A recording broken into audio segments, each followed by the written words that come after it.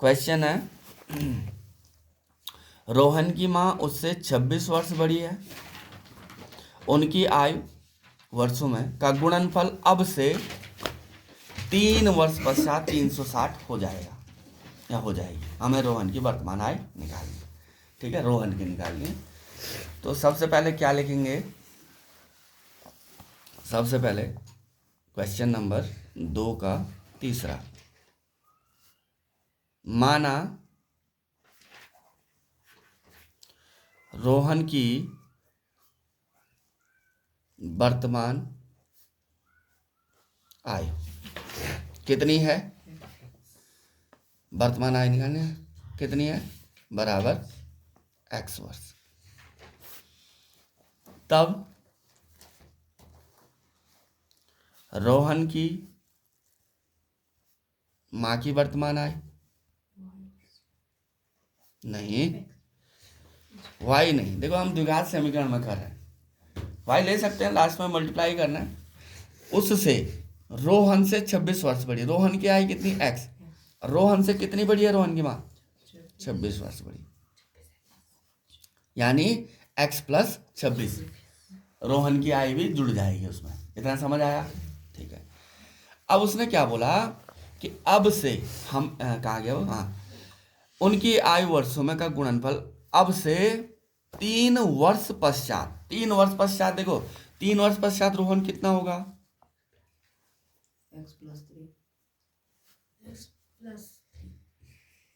पश्चात रोहन की आयु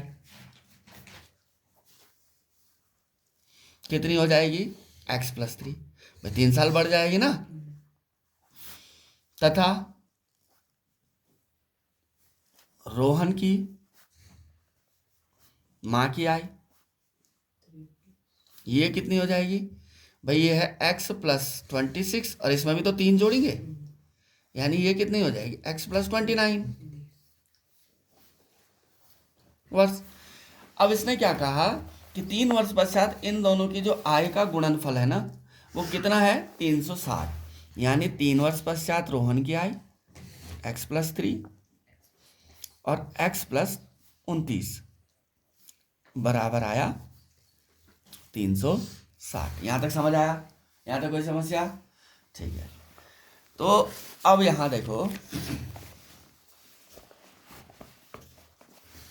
करो इसको, x into x square, x into 29 x, 3 into x 3x, 3 into 29 87 equal to कितना आया? 360। यहाँ तक समझ आया? यहाँ तक कोई समस्या? ठीक है। तो यहाँ पे दोबारा दूसरी लाइन यही, x स्क्वायर 29 और 3 32x प्लस 87 और इसको उठा के इधर ले आएंगे तो ये हो जाएगा माइनस 360 बराबर 0। यहाँ तक समझ आया? अब क्या हो जाएगा? x स्क्वायर प्लस 32x, 360 में से 87 जाएगा, 273 बच रहा है, 10 में से 7 गया 3 और 5 15 में से 8 गया 7 और यहाँ बचा 2 और चिन्ह बड़े वाले का बराबर 0। अब हमने क्या करना है? 273 के ऐसे गुणन करना जिनका अंतर योग क्या है? 32 आए। तो यहाँ पे करेंगे हम सबसे पहले 273, तो कितने से 3 7 12, यानी 3 का जा रहा है, इसमें 12 आ रहा है ना जोड़ के, तो 3 का जा रहा है, 3 9 में 27, 3 एकम 3, यहाँ से कितना हुआ? 7 का, 7 13 की 7 एकम 7, 7 या 21। अब देखो 13 3 39, 39 में से 7 गया 32, तो यानी 39 गुणा गए 7। ठीक है, आई बात समझ में?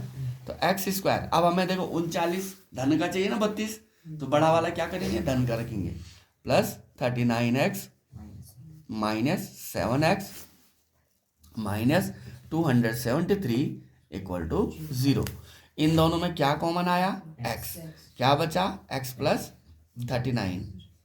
इन दोनों में क्या कॉमन आया? माइनस का 7, क्योंकि यहाँ x चाहिए, तो यहाँ से बचा x, ये बाहर माइनस साइन तो अंदर प्लस हो जाएगा, ये हो जाएगा 39 equal to 0। x plus 39 x plus 39 और x minus 7 equal to 0। X plus 39 equal to 0, तो एक्स इक्वल टू माइनस का 39 हो जाएगा। एक्स प्लस 39 इक्वल टू 0, तो एक्स इक्वल टू कितना आया, -39, और एज नेगेटिव नहीं होती है, ठीक है। तो सीधी सी बात है, x माइनस 7 बराबर 0, तो x बराबर क्या है 7, यानी जो रोहन है, इसलिए रोहन ही था ना, रोहन की वर्तमान आयु कितनी हो जाएगी, कितना ले रखा हमने x, और x की वैल्यू कितनी आई 7, तो अभी जो वर्तमान में रोहन है वो कितने वर्ष का है, 7 वर्ष का। समझ आ गया, सबके समझ में आ गया।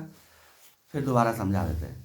देखो सवाल क्या था हमारे पास, सवाल था रोहन की माँ उससे 26 वर्ष बड़ी है, उनकी आय वर्षों में का गुणनफल अब से 3 वर्ष पश्चात 360 हो जाएगी, हमें रोहन की वर्तमान आय ज्ञात करनी है।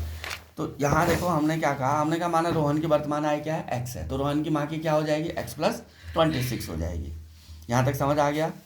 तो 3 वर्ष पश्चात, भाई 3 वर्ष पश्चात क्या हो जाएगी रोहन की, x प्लस 3, और 3 वर्ष पश्चात रोहन की माँ की भी तो बढ़ेगी, ऐसे तो नहीं किसी रोहन ही बढ़ा 3 साल रोहन की माँ नहीं बढ़ी, दोनों बढ़ेंगे ना।